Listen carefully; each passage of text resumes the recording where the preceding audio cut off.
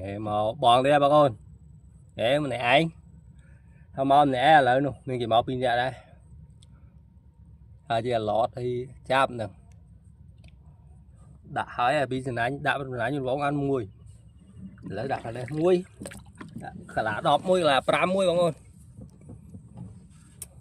Thọt ra nướng này. Wow. Bồn dương với túi vịt.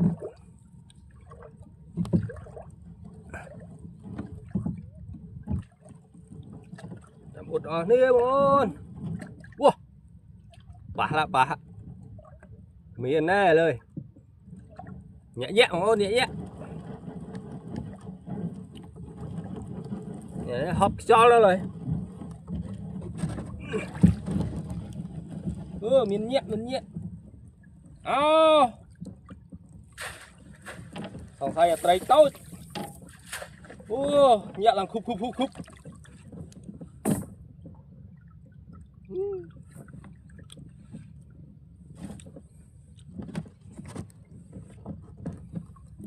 Này là 30 tiết. Không phải tôi trên cả lá mình. Đấy là đóp.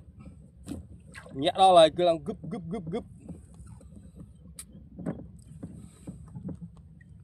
Chớp mà.